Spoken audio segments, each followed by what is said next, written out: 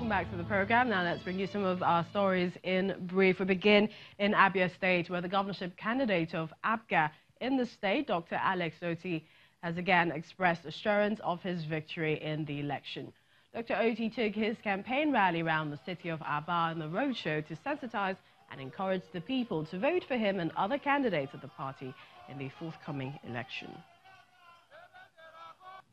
Elsewhere, several candidates for the elections on Saturday in Bauchi State are putting out convincing statements to win the confidence of electorate in Saturday's polls. Governorship candidates of APC, PDP, PRP and NPP have all made public presentations of their manifestos. This is happening at the Independent National Electoral Commission makes preparations for a successful and credible poll.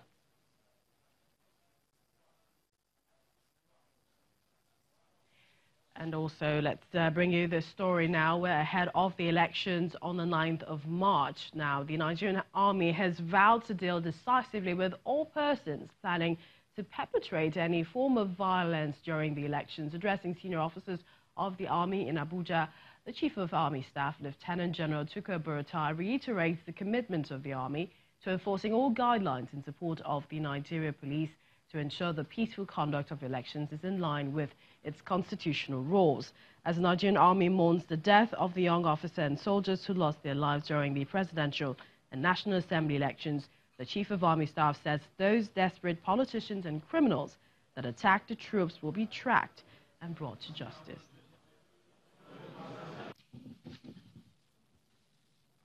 Recent security threat assessment and analysis of the coming elections show that politicians have made plans to use all means available to truncate the peaceful conduct of the elections.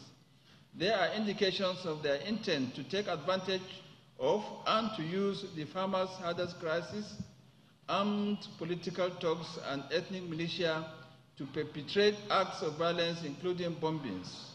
Some of them also intend to infiltrate domestic staff of political opponents, employ mercenaries to carry out acts of assassinations, use of the social media for smear campaigns, hate speeches, and spread fake news in a bid to disrupt the peaceful conduct of the elections.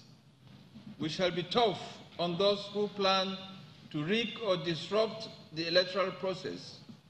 I therefore want to appeal to Nigerian youths to shun any attempt by any politician to use them to perpetrate any form of violence. Let's get some expert opinion on the issues of election security in Nigeria as we enter into another round. And joining me from our Abuja studio is Kabiru Adamu. He is a security expert. We'd like to thank you for joining us in Lunchtime Politics and ask your thoughts on election security. We know it's a specialized area and there are laws to ensure that Saturday, for example, sees a decisive action against perpetrators. What's your take on that? Well, the INEC has provided the platform for the various security agencies to work together. Currently, the major challenge that I have seen, mainly looking at what happened on February 23rd, is the inability of these agencies to work together, as a group under the Interagency Consultative Committee on Electoral Security. If you look at the statement by the Chief of Army Staff, he did not refer to any of the security agencies as part of that, ISS committee. That's what we've been seeing from the beginning of the preparations for the 2019 elections till date.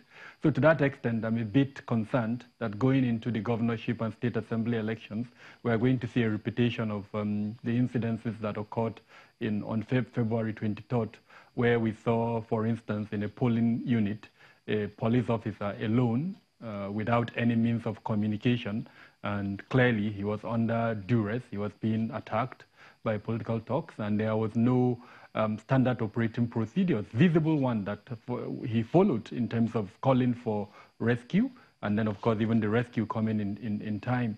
So that's my concern going into the elections. What about the move to have more security? Is that a solution, especially in potentially volatile areas? Well, my concern, I'm a security risk management expert. If you have a project, you analyze the project, you think of the vulnerabilities. In this case, it's the election. And rightly, the Chief of Army Staff mentioned that mapping has been done of the threat factors. So once you do those mapping and you know the threat factors, you put in place mitigation measures. Now, it's not about numbers.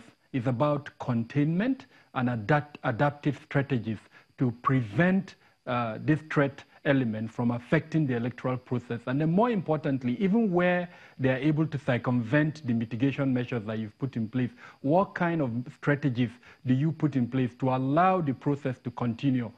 So I talked about response.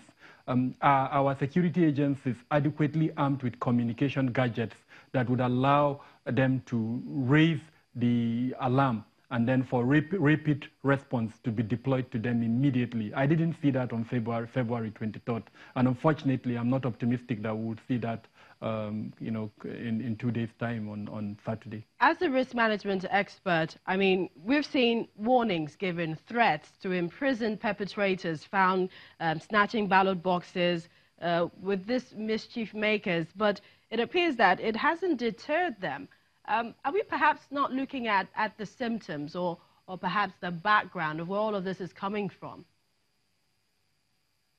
Well, the major essence of a good criminal justice system is to serve as deterrence. Of course, you want to punish offenders, but it serves two purposes. In the first place, you punish the offenders so that they turn a new leaf and stop that offense. And on the second hand, would-be offenders would see the fact that you're punishing these offenders, and then they hopefully will not go toe the same line like the offenders. Recall that the acting Inspector General of Police said about 323 persons have been arrested from February 23rd presidential and National Assembly elections. I am not very optimistic that those 323 persons would be prosecuted for the simple reason that we have a very weak criminal justice system where the law enforcement component does not gather evidence to support the prosecution of the offenders. The acting Inspector General of Police rightly said that he has instructed a department to investigate and gather evidence. Now, what we've seen in previous times, because the police is overwhelmed, that ability to even support the prosecution by gathering that evidence would be touted either along the way or for lack of political will.